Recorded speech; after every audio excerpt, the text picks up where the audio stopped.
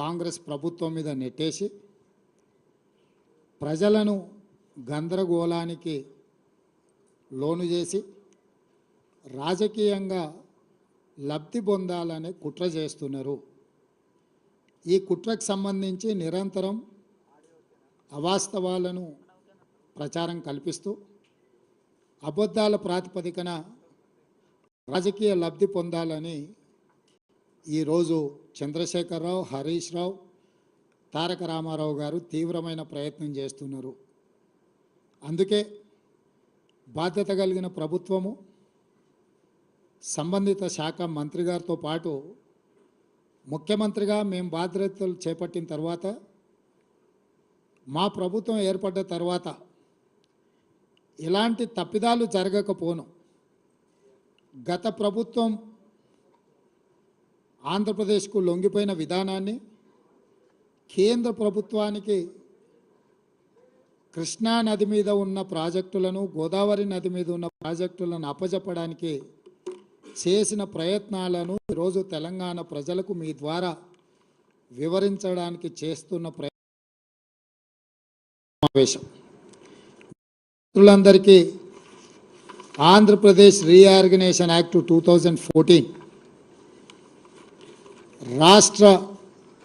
పునర్విభజన చట్టము 2014 మీకు గుర్తు చేయాలని ఈ పునర్విభజన చట్టంలో part 9 management and development of water resources section 84లో స్పష్టంగా కృష్ణా నది మీద, గోదావరి నది మీద ఉన్న ప్రాజెక్టులను రివర్ మేనేజ్మెంట్ బోర్డుల ద్వారా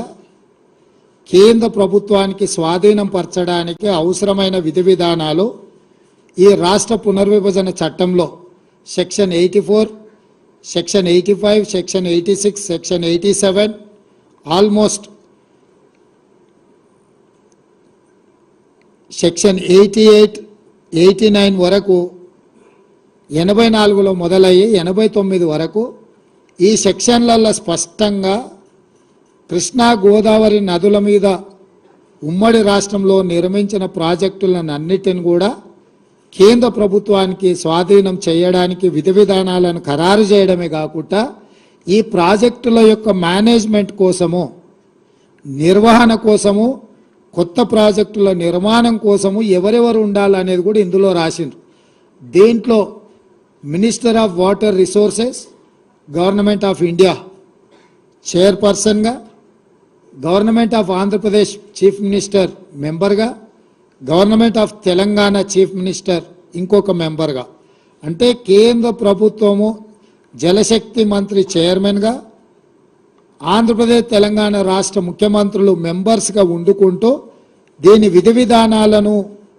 ఖరారు చేస్తూ ప్రాజెక్టుల యొక్క నిర్వహణ, కొత్త ప్రాజెక్టులు నిర్మించాలనుకుంటే తీసుకోవాల్సిన నిర్ణయాలు ఫిబ్రవరి 2, 2014 నాడు పార్లమెంటులో ఆమోదం